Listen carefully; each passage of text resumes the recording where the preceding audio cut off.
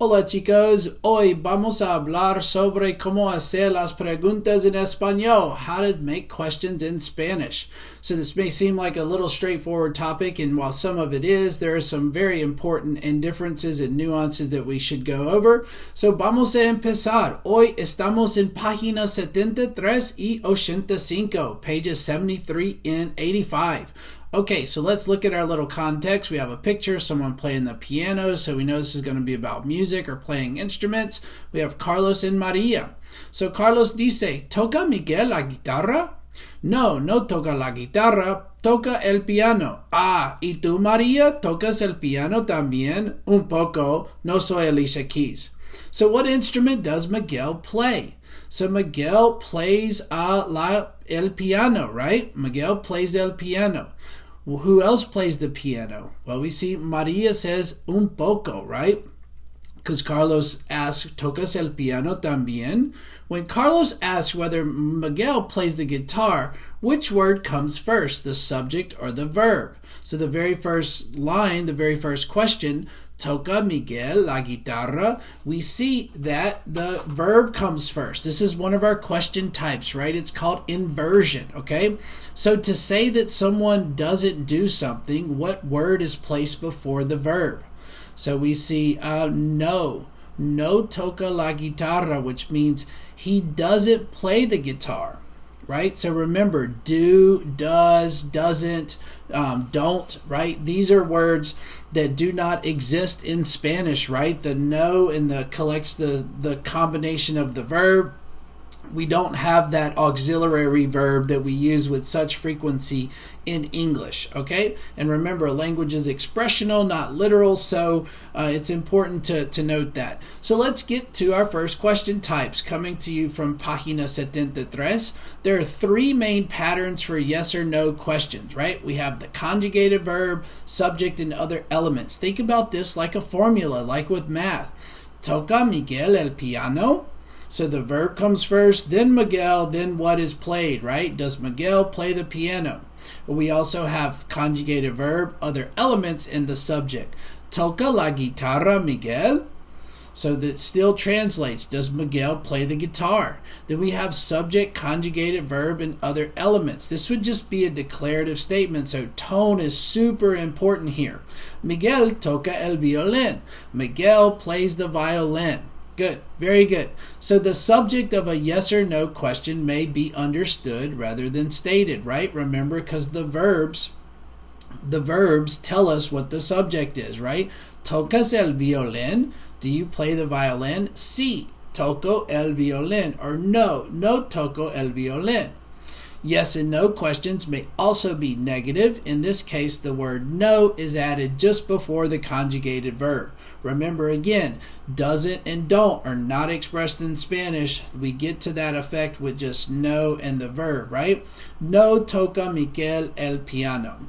Doesn't Miguel play the piano? Even in English, our questions have a certain intonation or tone, right?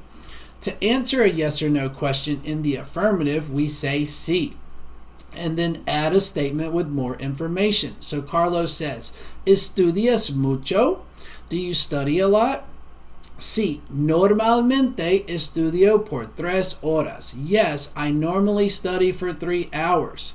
To answer a yes or no question in the negative, say no and add a negative statement.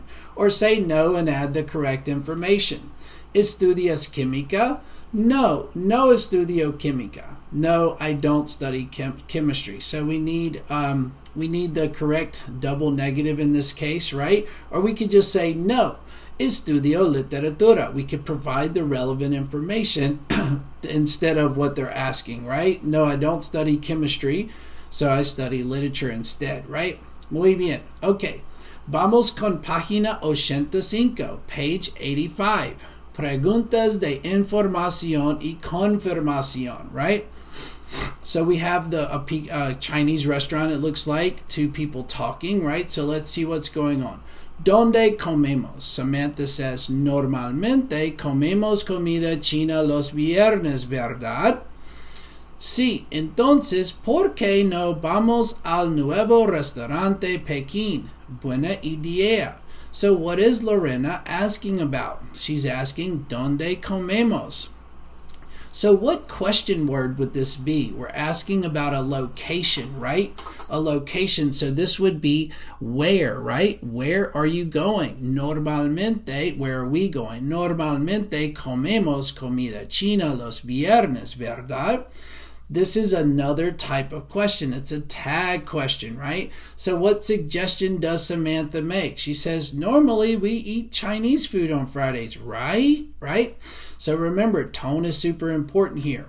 What question word does Samantha use to confirm that they eat Chinese food on Fridays? She uses verdad, right? Right? So there's other tag words we can use that I'll show you momentarily. So Samantha says, entonces, ¿por qué no vamos al nuevo restaurante Pekín?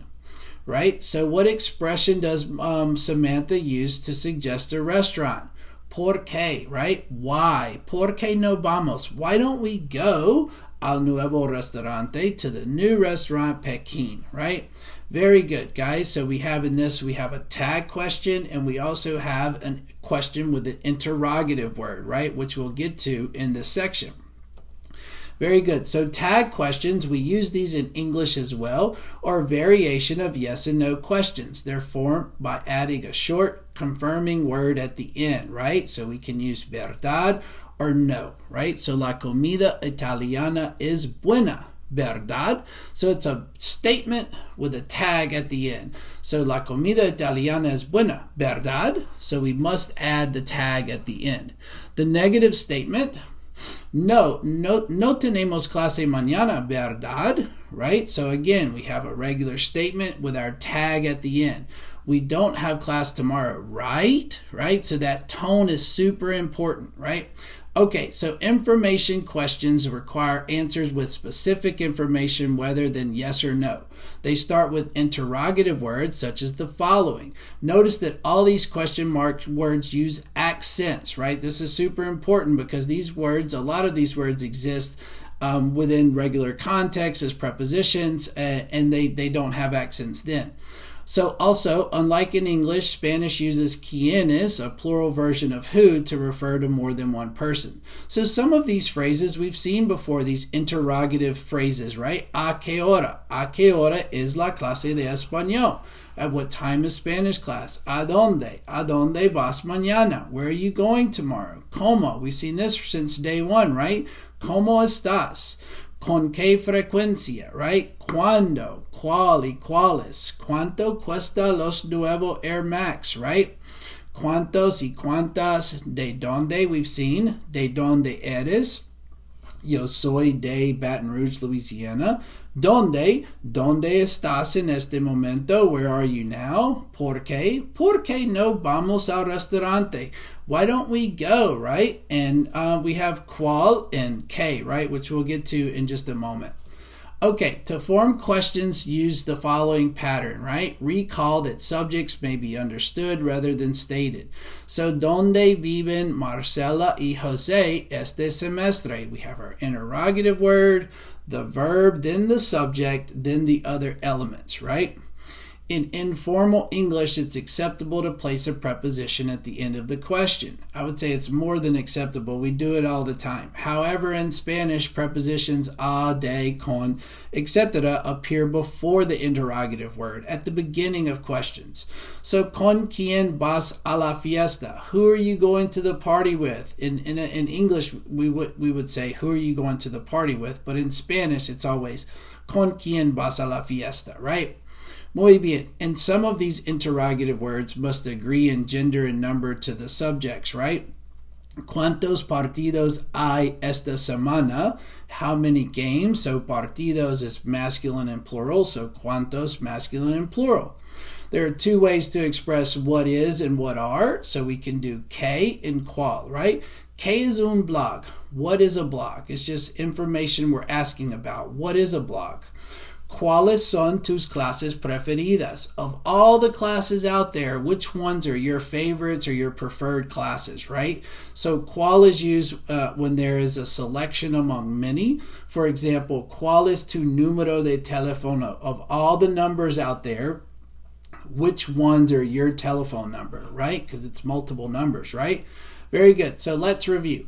Question types and tone, right? The tone is super important in all question types. We have tag questions, which are statements with a tag at the end. ¿Eres estudiante in USC-Sumpter? No.